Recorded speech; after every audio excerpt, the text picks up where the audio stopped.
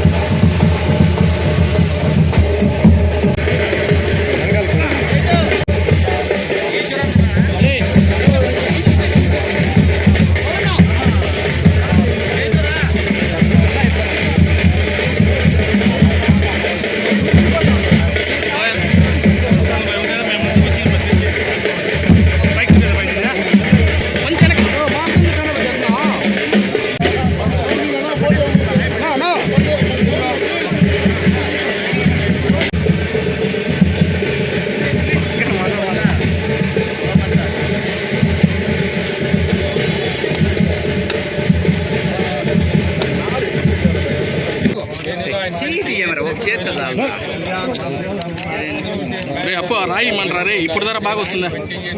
ముందుకు రానా ముందు. ఓకే, ఇదే పెట్టుకుంటా. ఉదయ్ కుమార్ అయిపోయినట్టేనా? ఫోన్ రాలేదన్నా. సూర్య కనిపించలేదు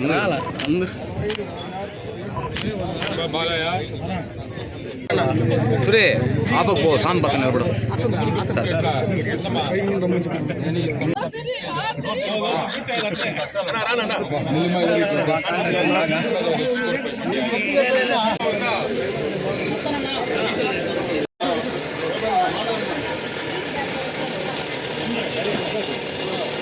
సంవత్సరాలైనటువంటి సుదీర్ఘమైనటువంటి సమస్య ఈ యొక్క కార్యక్రమంలో ఈరోజు ఇక్కడ ప్రారంభించి భూమి పూజ చేయడం జరిగింది.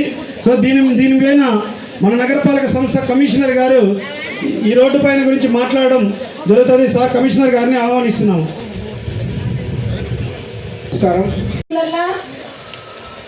హెల్త్ ప్రైమరీ సెంటర్ వచ్చిందన్నా అది టీడీపీ ప్రభుత్వ హయాంలో మాత్రమే జరిగింది. గతంలో చౌటపల్లికి నీటి సమస్య ఎక్కువగా ఉండేది. ఆ టైంలో సంతపేట్ మున్సిపల్ హై స్కూల్లో ఉన్న ట్యాంక్ ద్వారా చౌటపల్లికి నీటి సరఫరా ఏర్పాటు చేసి నీటి కష్టాలను తొలగించింది కూడా టీడీపీ ప్రభుత్వమే అని గుర్తు చేస్తున్నాను.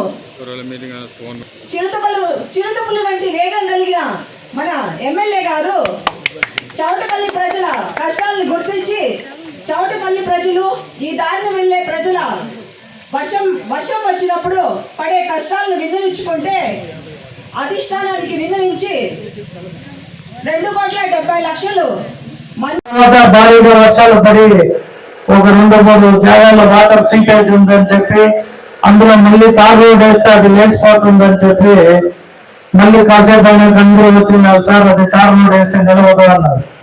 కాబట్టి 15th FC ఫైనాన్స్ లో ఈ రోడ్ అనేది పెట్టడం జరిగింది. 3 ఫేజ్ గా పెట్టాం. ఫేజ్ 1 లో వచ్చి 1,08,00,000, ఫేజ్ 2 లో వచ్చి 1,70,00,000, ఫేజ్ 3 లో 18,00,000. అంటే ఎక్కడ కూడా పెండింగ్ లేకుండా 3 కోట్ల రూపాయలతో ఈ రోడ్డుని కంప్లీట్ చేసే కార్యక్రమాన్ని ఈ రోజు పూర్తి చేయడం జరిగింది.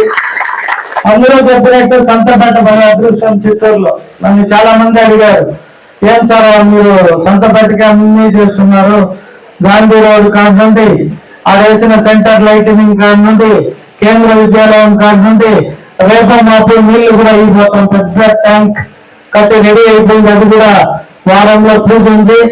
తర్వాత ఇప్పుడు చౌటపల్లి రోడ్ కావచ్చు, ఇంకా కాలువ మొన్న ఎప్పుడో భారీ వర్షం పడినప్పుడు అప్పుడే చెప్పిన కదా పార్టీలో ఇంకొకటి ఏదో చెప్తారు.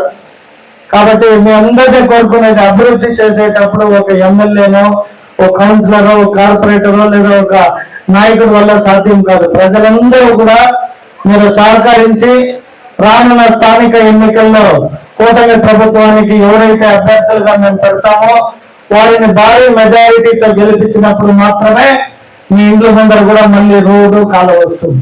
ఇప్పుడు ప్రస్తుతానికి మెయిన్ రోడ్లు అవుతున్నాయి. అది ఎమ్మెల్యేగా మీరందరూ నన్ను గెలిపించినందుకు నా బాధ్యత. నెక్స్ట్ బాధ్యత ఎవరికి ఉంటుంది? స్థానికంగా మీరు ఎవరైతే నేను చెప్పిన అభ్యర్థిని ఎన్నుకుంటారో అతను రేపు నుండి మళ్ళీ మీ ఇంట్లో ముందర పనిచేస్తాడు.